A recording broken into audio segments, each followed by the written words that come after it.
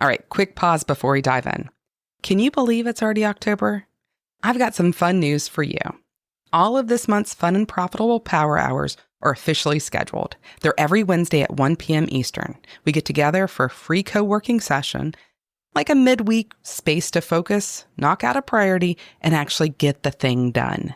We do 2 rounds of focus work with a break in between. And yes, we always wrap up with confetti. You can sign up at wendymuzzy.com/power hour. I can't wait to see you there.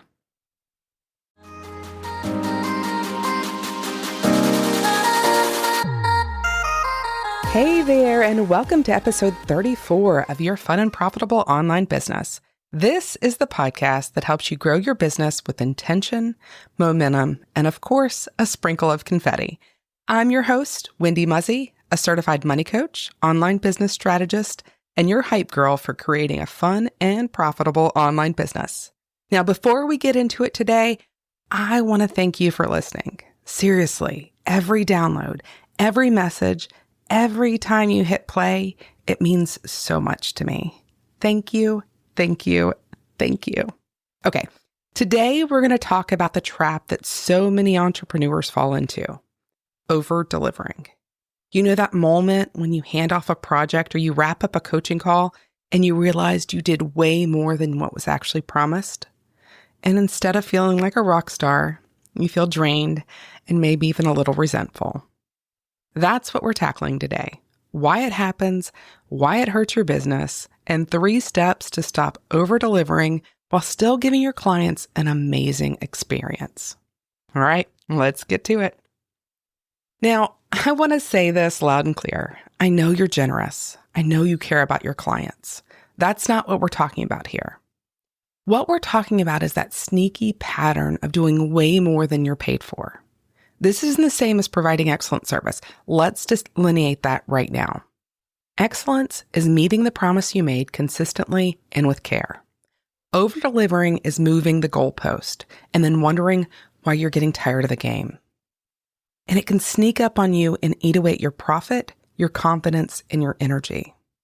I was recently coaching a client, and she was adding so many extras to her program: extra calls, extra time, adding more and more and more, all because she thought, I need to prove that this is worth it. My client was growing exhausted, and instead of feeling proud, she started to feel resentful.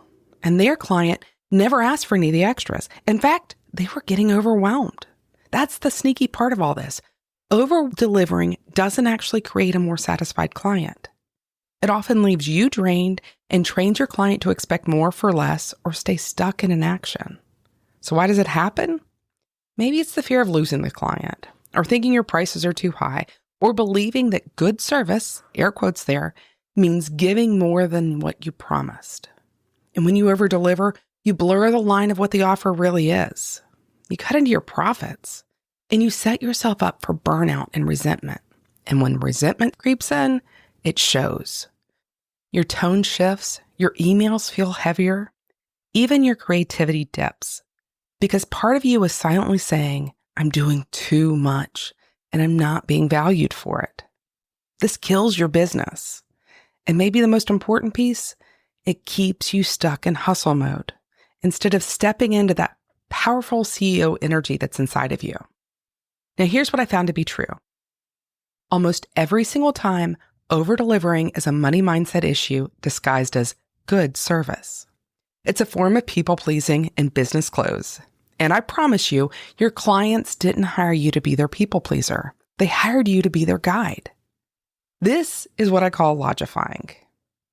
I do this behavior for this good reason.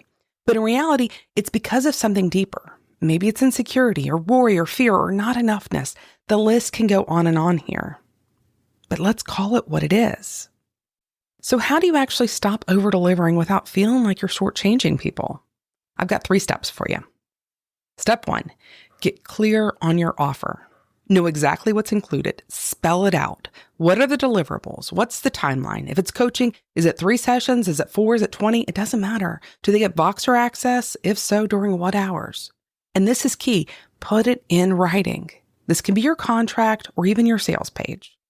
When you do this, it protects you and gives your client confidence. And here's something that's equally important. Make sure you list it consistently across all of your documents. If your marketing says one thing and your contract says another, you're planting the seed of confusion before the work even starts. Clear is kind here. I recently saw an ad for a group program that was 6 months, but when I went to the sales page, it said 3 months. That's a huge red flag if you ask me. Step 2, check in on your money mindset. Get curious about your money story. What do you think about money and the role it plays in your life? This ties into how you value your work. When you devalue your contributions, you'll keep giving more to make up for it. Your clients didn't hire you for 20 extra hours of work, so why are you giving it? They hired you for the result, the transformation, or the deliverable you promised. That's where the value is. Step 3, set boundaries. This is where communication comes in. Scripts often help me. You can say something like, "That's outside the scope of what we agreed on, but I'd love to add it on as an additional service." Or, "My office hours are Monday through Thursday, so I'll get back to you first thing next week." Boundaries don't have to feel harsh. They can be supportive and definitely be professional. Think of them like the bumpers at a bowling alley. They don't stop the ball from going down the lane. They keep it moving forward. And trust me, your ideal client will respect them. I want to be clear here.